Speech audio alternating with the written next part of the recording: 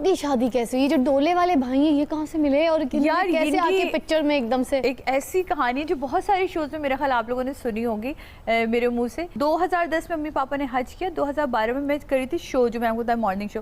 तो उन दिनों में एक हमारी बड़ी अच्छी भाभी हैं जो मेरी नंद है हिना, तो उनका मुझे फ़ोन आया कि भाई मेरा भाई जर्मनी से आया हुआ है और मैं उसके लिए ना लड़कियां ढूंढ रही हूँ, कोई लंबी लड़की बताओ। मैं कहा भाभी मुझे नहीं पता, मैं कोई रिश्ते वाली थोड़ी लगी हुई हूँ। खैर मैंने एक दो और बताया, मैं उनका नाम नहीं बता सकती कि वो लोग वहाँ गए उनको नहीं समझ आई। तो कहेंगे यार मेरे भाई को ना कुछ समझ नहीं आया, जरा तुम उससे फ़ोन पे बात करो। उन दिनों बल्दिया टाउन वाला वाकया हुआ था, मैं वो कवर कर आई थी। तो मेरा दिमाग वैसी वो सारी स्मेल और वो चीज़ें और इतने लोगों को आप देखें, मैं किसी और ट्रांस में थी। मैंने फ़ोन लिया, मैं कहते नहीं गुस्सा निकाल दिया। मैंने कहा तुम होते ही कौन हो किसी को रिजेक्ट करने वाले? लड़की ने हील पहनी तुम्हारे बराबर आ जाना, तुमने पहाड़ से शादी कर लो जाके। अगर तुम्हें इतनी मुझे को गुस्सा मुझे चढ़ा था।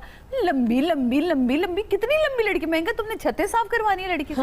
करवाना क्या है तुम्हारा काम? तुम्हारा रेस्टोरेंट का है, तुम मुझे बताओ। अब वो बेचारे की मैंने सुनी नहीं, मेरा शायद वो सारा गुस्सा जो वो सारा वो था।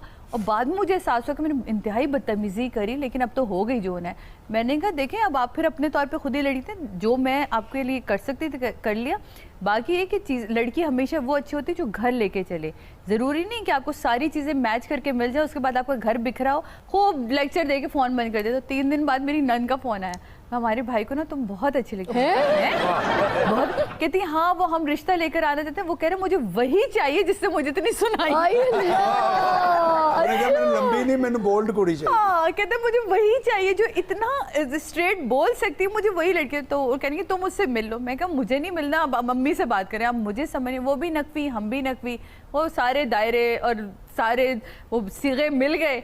तो मम्मी ने कहा भाई अब हम तो यहाँ कर रहे हैं। मैं कहा जब आपने फैसला कर लिया तो फिर मुझसे शादी जी भाईजान ने तो आपको गूगल कर लिया। हाँ वो पूरी मेरे पे पूरी उनको 9-12 शादियां भी मेरी देख चुके थे मुख्तलिफ औकात में जो छपती रही। कभी किसी से शादी हो गई, कभी किसी से शादी होगी, जो मुख्तलिफ मेरे वो चीज़ें चलती रही, वो सब उन्होंने सर्च कर लिया था। उसी सर्च करने के बाद उन्होंने कहा जो लड़की इतना स्ट्रेट बोल सकती है तो वो फिर क्या होगा। ये लोग जब रिश्ता लेकर आए तो अब मुझे ना हंसी का दौरा पड़ता है, सीरियसली मुझे शदीद वाला पड़ता है। भाई मैं हंसन आया कहता चलो भाई, और मैं हंसू से देख के कह रहे पागल हो तो लोग क्या समझेंगे लड़की पागल। मैंने कहा मैं नहीं जा रही, उनसे कहो अंदर आके मिल ले कमरे में। मैं बाकी कमरे में बैठी रही, वो फिर मेरी नंद वगैरह सब अंदर आई। मुझे इतना बुरा हंसी का दौरा, और मुझे वाकई लगे कि ये तो अब घर जाएंगे और ये जाके कहेंगे भाई लड़की कैसे।